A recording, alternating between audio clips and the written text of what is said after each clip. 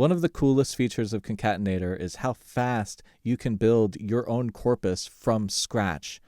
It loads instantly, it instantly works. You can use any amount of samples until your computer runs out of RAM. So let's try to build a corpus from scratch, running it on a really complicated melody. This melody actually uses every note in equal temperament. And I'm just going to start dragging splice samples into this indiscriminately. Let's put some keys in there.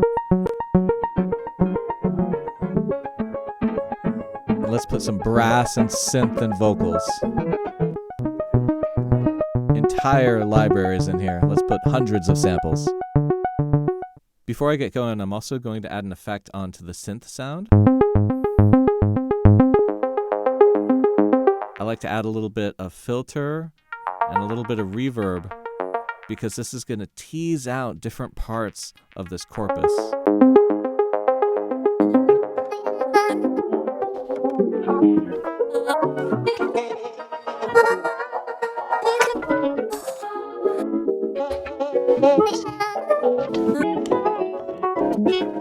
I just love that aesthetic. That would take so long to do by hand. But we're gonna make it all better by adding a little bit of modulation. There are a couple of new features in Concatenator version 1 coming out of beta. One of them is this min-max down here by grain controls.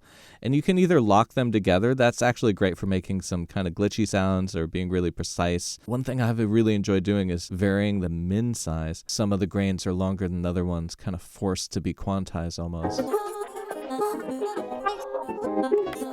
Another thing I like to do is I like to add an envelope follower. You see a lot of patches with an envelope follower on the mix knob and let the transient get through.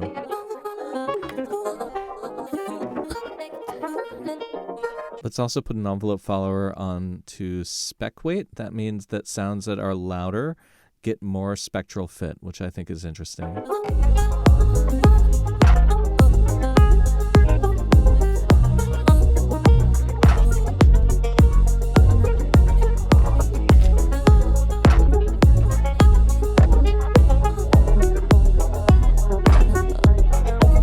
Ready to save it, go ahead and go up to Corpus Preset, hit save. Let's call it the Splice Big Blender.